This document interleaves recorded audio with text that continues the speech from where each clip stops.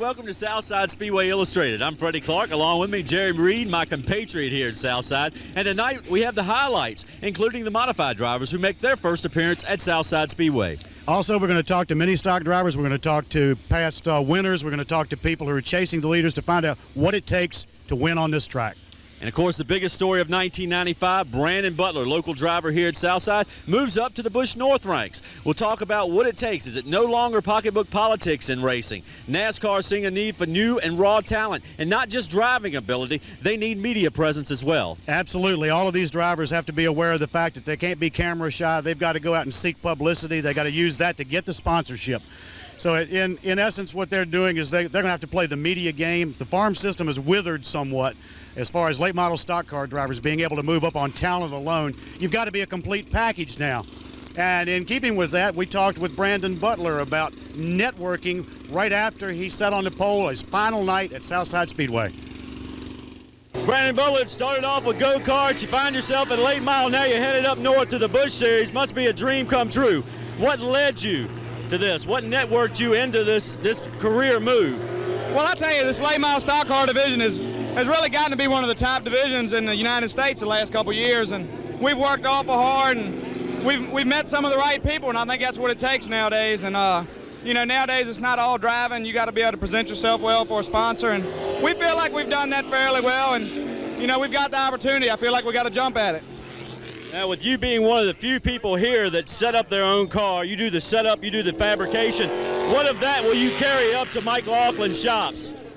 Well, I'll tell you, I'm hoping to learn a lot from those guys. I think some of the experience we've learned here in the late model division will help us along the way, but I've still got a lot to learn. Those cars are a little heavier, got a lot more horsepower, so it's going to be a learning curve, but hopefully it won't take too long. Now, you'll be driving for Andy Mitchell, right, when you go up north. What can you look back and tell these guys, the late model drivers that are out here competing today, what does it take to make that move, and what will it take to stay there? Well, I'll tell you, we've been really fortunate. Like I say, we've met a lot of the right people. The guys at Stock Car Products have just been super to us. Wiley's Precision Machine, and all the guys on my crew have worked hard, and we've made some of the right moves, and the opportunity came along. I guess the best thing I can say is, you know, if an opportunity comes along to try and better yourself in any way, you need to jump at it. You know, I'm 22, so I figure I better do it now, and if it doesn't work out, you know, I'll be glad to run here the rest of my life. But for now, we'll go take a shot at it and see if we can make it. Well, congratulations. We look forward to keeping an eye on you in the Northern Series. And let's turn it over now as we talk to Bruce Butler, car owner, about the 5 car and what's going to happen. Last year we spoke to you in August about the possibility that you said that if Brandon moved up, you may just park the car, go fishing, spend time with your daughter, go to softball games, things of that nature. Has anything happened that might change your mind on that? Well, as far as going to softball games, spending time with my daughter and fishing, I've always done all those things. But in particularly, I said, I think I, may park the vehicle or whatever. But if y'all remember, Michael Jordan said he may not come back. That's exactly true. What does the future hold for this car? I mean, are there people that you may put in the seat on Friday? And also, while we're touching on it, I know this has got to be a touching moment because Brandon is sitting on the pole his last night at Southside Speedway, and soon that driver's seat will be empty. Well, it probably is going to be empty on Friday nights most of the rest of the season. We're looking at running a limited schedule on Saturdays the rest of the year. The crew's just not interested in giving up the kind of hours they have for Brandon for anybody else right now at this time. That may change. In other words, this is a tightly knit team, and you took Brandon under your wing a long time ago, and it just might not be the same without him in the car. Well, I think that's part of it. You know, you take a project on, and which, Brandon and I started our association when he was less than 16 years old, really. And, we've worked up through the mini stocks into here and had some great successes and some great times. And the crew has busted their butts and, worked hard for him, too, and with the same project in mind to get him to the next level. And I guess we've accomplished that job. All right. With that in mind, we'll go to the other part of the sibling rivalry with Yvonne talking with Franklin. On the other side of the pitch, we stand with Franklin Butler. We all know about the virtual cornucopia of dollars, bucks, and politics to move up from a track like this to Busch Grand National. Tell us, how are things different for you than it is for Brandon? Well, I've said from day one that Brandon probably had a little bit better chance at making it in this sport than I did because he really got involved in late model very heavily at an earlier age than when I really got back into it. So I thought his chances were greater from the beginning. He's done a great job, been very successful. And I'm tickled to death for him, and I think things are going to work out for him. things will work out for him. But how about yourself? What's up with you and your rides? We all know about your attempts to go into Busch Grand National. We also know how difficult it is on all sectors on finding sponsorship. Well, you know, we tried a couple Busch races last year. Didn't make them, unfortunately, but we got some good experience. We put that on hold right now. We're really going to try to concentrate on the late model. These sponsorships are just awful hard to come by. You know, it's a lot of who you know, not what you know. It's hard to get into the door just to talk to these people. And, you know, it's bad enough at the Busch level, and we have a hard time finding it at a local level sometimes. So it's awful tough, but, you know, you got to have some breaks. And fortunately, Brandon's had a lot of good people behind him. We've had a lot of good people help us over the years, and he's run across that break. And, you know, it's going to be a great opportunity for him, and hopefully it's also going to be great for me because I see a lot of brothers make it in this sport. When one makes it, right, looks like a lot of other brothers make it. So, you know, sure, I'd just soon be in his place, but maybe he'll open some doors for me as well.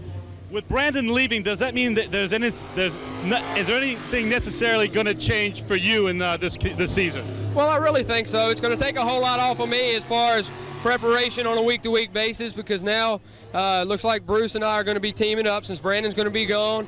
So we're just going to plan on running my car on Friday nights, and we're going to run Bruce's car on selected events on Saturday night. Some of the bigger shows, travel around, just try to have a good time and go where the money is.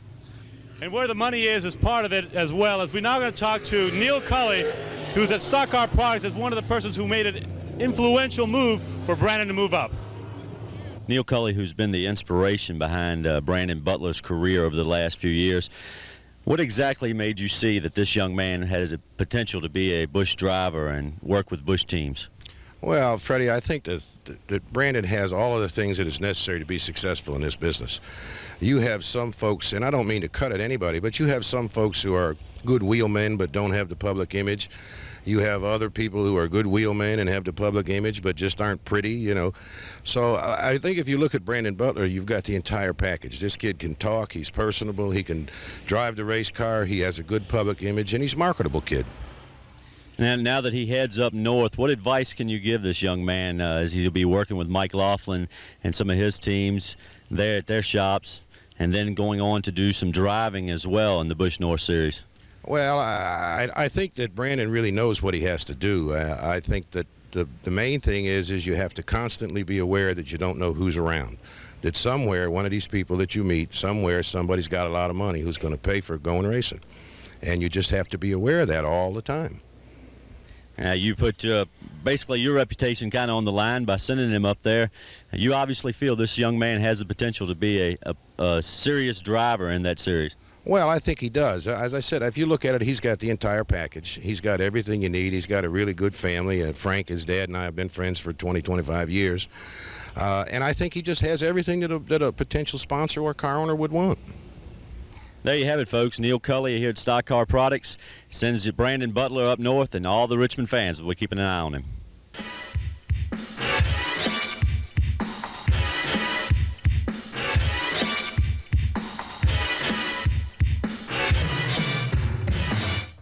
In the past couple of years in the mini stock division, just a handful of people have really dominated in this class. This year with several drivers gone up and out, we talked to some of the mini stock drivers to find out what does it take to get to the front of the pack as well. We talked to the lead dog to see if he gives away some of his secrets. Let's go to Freddie and Jerry.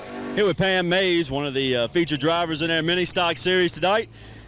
For the last couple of years, it's been a couple of drivers who seem dominant in this series. What can you do to chase them down? Well, you're going to have to be consistent. You're going to have pretty much your ducks in a row as far as your motor's concerned. You're not going to have any bad luck. Basically, you're just going to have to be here every week and just give it 100%. Now, we've seen with these so many different types of cars in this series. Is that part of the difference in chasing these cars down, that there are so much difference that you can't exactly rely on someone else's help? Well, 3 of your top runners last week were Mopars, so I think that says pretty much a lot right there. I think once the other Mopars get dialed in, we're going to be chasing Chris pretty much. The Ford, Pintos have always done real well here, always, and we'll have to see what happens. I tell you, the hardest thing is getting through the corners. You know, you can have as much power as you want up straightaway, and if you can't get through the corners, you know, you're just kind of backing up out here. You know, the secret is getting all the tires, you know, to work the same, you know, and the track in mini stock is just tendency to push all the time, and it's really hard to get the push out of the cars. So tonight you've also had some difficulties with a water pump you had to replace and a door that was coming loose on you and a few things like that. That adds to the problems, doesn't it? I tell you, it sure does. It's like the monkeys getting on my neck to start with at the start of the year. I don't really wish any bad luck on anybody else, but I wish he'd go somewhere. I didn't get to qualify, so just going to be a good learning experience to come through the traffic and hopefully stay out of trouble and come up to close to the front as I can. You got a couple of guys who've been pretty dominant in this series. Do you find yourself anywhere close to them tonight? My practice a couple weeks ago, I'm still behind those guys, but I'm up ahead of the pack time-wise, up close to them. We've been talking to a lot of mini stock drivers tonight, and the consensus of opinion on many of them is we want to know what it takes to get a car hooked up. They point to you every time we ask them that question. What does it take to get hooked up out here? A whole lot. Patience, good people working for you, being able to go to people like Rick Townsend or Tom Ballas or Brett Hamilton or anybody, that you can get a variety of different opinions and be able to make a change to the car and understand why we're making that change. And I mean, I built a new car. Well, we built a new car about 4 years ago, and we brought it out and it ran well. We didn't win any races. So the next year we came out and we won the first one, and it seems like the more seat time you get, the more knowledge you gain with the chassis, spring, shocks, get an understanding of really what to do with the car. Good deal. It looks like it's hard work and spending and a lot of seat time gets the car hooked up. Don't go channel surfing on us. We're going right to the highlights after this.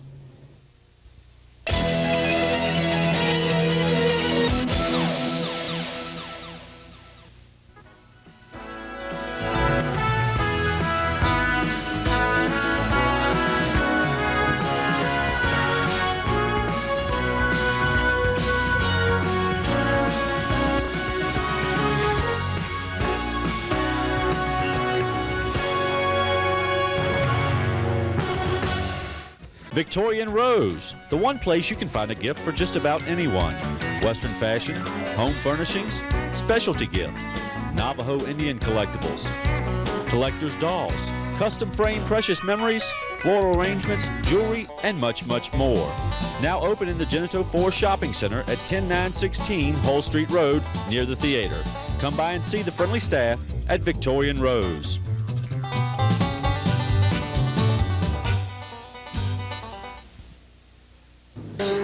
Just about time to wrap up the final practice of the day. Let's go to the drivers and crews and see what they think about the cars. Rusty, been working on the car. How's it handling? Running pretty smooth, just like them cool ones down at Checkered Flag. Wayne, can I talk to you about the car tonight? Man, I gotta go. I gotta hurry up and get away from here. I gotta head to the Checkered Flag. Give me a steak. Gotta go.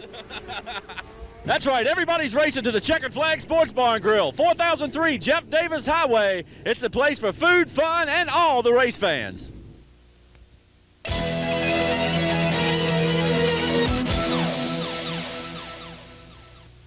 Welcome back, everyone. Thanks for not skipping through the channels on us while we were at break. Well, we're going to get to the highlights right now, and it was a great night. Beautiful weather out here at Southside Speedway. It's kind of unconditional for the normal Southside Speedway agenda. But let's not waste any time. Get right to the highlights. We'll kick it off with the mini stocks. The mini stock event would start off just as it ended last week. Chris Phelps on the pole with Tyler McRae in the number 2 spot. The two leading drivers would pull away from the field and run door-to-door for the first 3 circuits until Phelps finally took control of the top position. Lap 7 brought caution to the field and allowed McRae in 3rd place Pam Mays to close back in on the leader.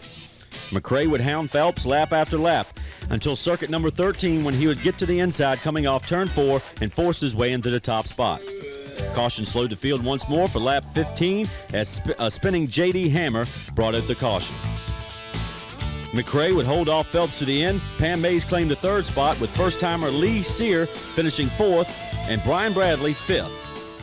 Tyler McRae, last week you were in the 2nd spot. Tonight you forced this. You made the win. Yes, we did some thought, and a whole bunch of people gave us a whole bunch of ideas what to do. We planned on our own, hit the right setup, gave it all we got. Thanks to Tri-State Electrical Supply sticking with us. A couple guys out here tonight. Hope we did it good for them. First win, it's in the books, baby. We're coming out again next week. Try to get our second win. You won it tonight, Tyler McRae. Let's go to Jerry as he catches up with second place, Chris Phelps. We missed the setup tonight. We tried some stuff and it didn't work for us, but we'll be back at it next week, and I'm glad to see it for Tyler McRae there to get his first win and everything. So, it's going to be competitive, and I told you, Tyler McRae is going to be a hard car to beat, and you're just not going to come out here and win week in and week out, but we'll try Dale Earnhardt stuff. We'll stay in the top 2 all day long and let them catch us. So. Billy Morris took his second pole for 95 in the Grand Stock event as Keith Cole made his first appearance of the season on the outside front row. Morris quickly jumped out front, leaving Bobby Curtis and Cole side by side racing for second. Curtis would take the position and stay within striking distance of the leader. Cole would get trapped on the outside and watched as John Eversole and Glenn Jarman slipped by. Yellow would come out on lap 11 as Trip Murphy looped his ride in turn 2, forcing the leaders to jump on the binders. On the return to green, Morris and Curtis again motored away from the rest of the field. Morris takes his second win of 95 with a strong running Curtis second. John Eversole finishes third, Glenn Jarman fourth, Keith Cole finishes fifth while avoiding the spinning Bart Smith. Last week you were on the pole and it didn't turn out as good. This week you weren't on the pole and you finished second. Well, it feels real good to get a race going this year. Last week was terrible. At least I won enough this week to pay for the damage of last week. So you think you're going to be competitive with Billy this year? You think your car is hooked up and you can stay with him over the course of the season? We got a little bit more work to do, and to be truthful with you, Billy has been helping me on the car. I feel real good to run second to him. I'm happy as it can be. All right, now we'll go to Freddie with the winner, Billy Morris, in winner's circle. Thank you, Jerry. Well, Bobby Curtis and you are good friends. Did you tell him a few of your secrets? The only man able to be close to you lately. Well, I tell you, me and Bobby are good friends, and I've tried to help him a little bit. Now, whether my contribution did anything for him, I don't know, but he did run real exceptionally good. His time's picked up, and that says a lot for him because he wrecked his car last week, and he worked all week. He didn't have a very big crew or anything, so I'm happy for him just to run that good, and he did run real good. Billy Morris makes it 2 in a row in 1995 with the Bear. The Bear 104.7 100 would feature Brandon Butler on the pole for his final late model race at Southside. Last week's winner, Wayne Patterson, would start in the second spot, while Shane Lockhart would be forced to start last after arriving late to the track after qualifying fourth at North Wilkesboro for the late model race. Last week's highest rookie finisher, Kevin Grubb, qualified 8th with brother Wayne just behind. Green flag, and it's Patterson and Butler door to door. Caution would come out quick as Chris Dodson got loose in turn 3, and Bubba Farmer and Scott Willingham spun trying to avoid the follow-up incident. Back to green, and it's a trail of sparks for Patterson. The sparks were flying from a dragging exhaust, which finally let go on lap 5, bringing out the second caution. Patterson would get black flagged under caution, and when he returned to the field, he was at full throttle to take the green. The officials felt as he had jumped the start and again displayed the consolation flag over the number 14. After a stop and go, Patterson returned to the track just as leader Brandon Butler to enter turn 1. The two cars touched, and Butler went sailing into the turn 2 wall. Kevin Grubb and Rocky Robbins found their night coming to an end as they collided trying to avoid Butler. After a long caution, Bugs Harefield found himself in the top spot with Bubba Urban Jr. second and Franklin Butler third. Lockhart was wasting no time in his march to the front and by lap 20 was in the 6th position. Eddie Johnson was having his hands full trying to get by rookie Wayne Grubb until lap 28 when the two got together in turn 1 with Grubb taking the spin and bringing out caution. Harefield would lead the field back to green while Butler pressured young Urban for the second spot. The field would start to spread out until caution fell again on lap 62 as Chris Dodson drove just a little too hard under Ryan Farmer and the two drivers broke loose in turns 3 and 4. The rest of the field had to take evasive action as the two cars set broadside in the middle of the speedway. Again to green with just over 1/3 of the event remaining and Harefield in clear control. From 2nd to 5th was where all the action was as Butler worked around Urban for 2nd and Johnson wrestled his way past Lockhart for the 4th spot. One final caution would fall on lap 80, but the positions would not change. Harefield to the win. Franklin Butler takes 2nd over Bubba Urban Jr. with a strong run in 3rd. Eddie Johnson comes home 4th, and Shane Lockhart rounds out the top 5. Got kind of wild out there, but you came back and made a strong run at the end. Yeah, I hated what happened between Brandon. Exhaust pipe come off the car, leading the race, had to come in. Then on the restart, everybody got jumped up and started hitting the brakes, and I ended up beside the guy when they took off and they hollered go. And I was up really beside the guy that was right in front of me. Everybody was on the brakes. And they black flagged us, and when I come in the pits, for some reason, I don't know why, it was more than a stop and go. I stopped, and they just kept holding me, and then somebody said, go, go, go, go, go. Never said nothing about nobody coming about. The leaders were coming or nothing. I jumped out on the racetrack, and next thing you know, me and Brandon got together, you know. Nobody never told me. The spotter never said anything about the leaders are coming or anything like that. Just one of the unfortunate things.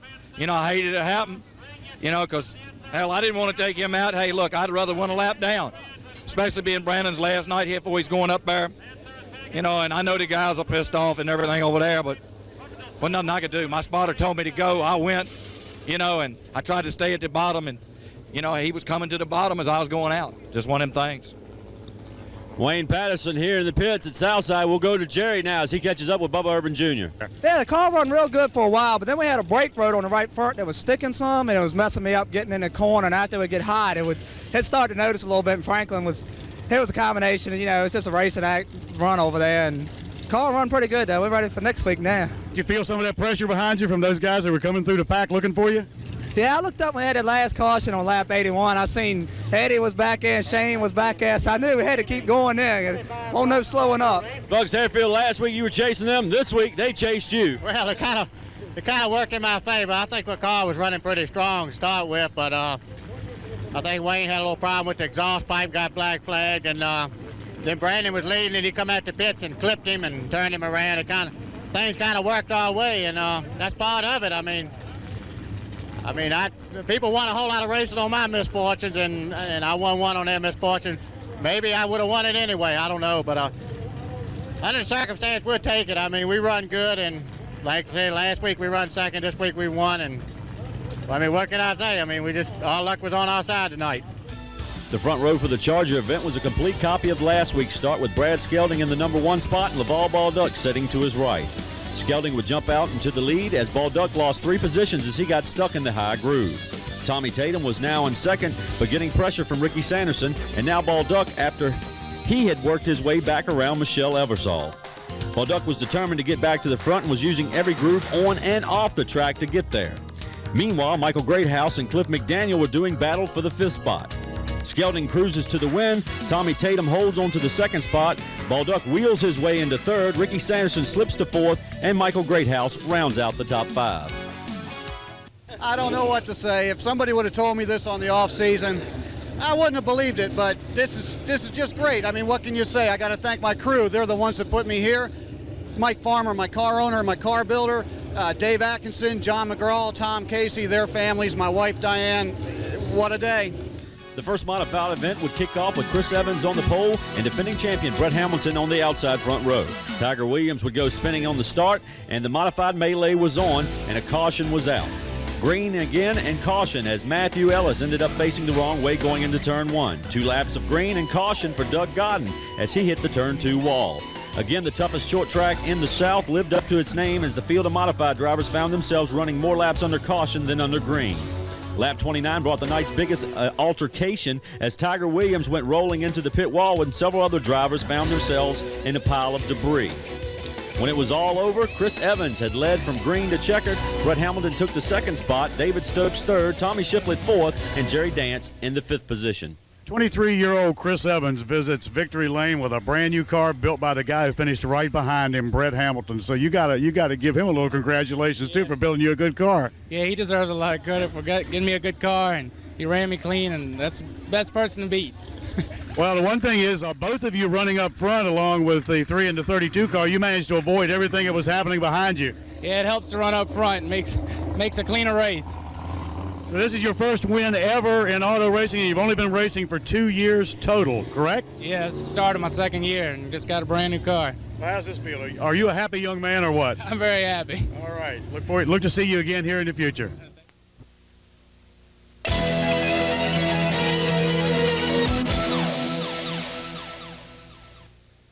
Another night's events come to a close here at Southside Speedway. It's Harefield, Morris, McCrae, and Skelding, the winners in the regular series here. And for the modifieds? Modified Mayhem, and Chris Evans wins in a Hamilton chassis, and Brett Hamilton chases him to the checkered. Next week, we'll be focusing on some of the drivers in the Grand Stock Series, the competitors up front, and some of the guys that are chasing them down. Not a good way for Brandon Butler to end his career here at Southside Speedway, but we wish him the best of luck as he heads up north in the Busch Series. Until next week, from Southside Speedway Illustrated, get well, Willie.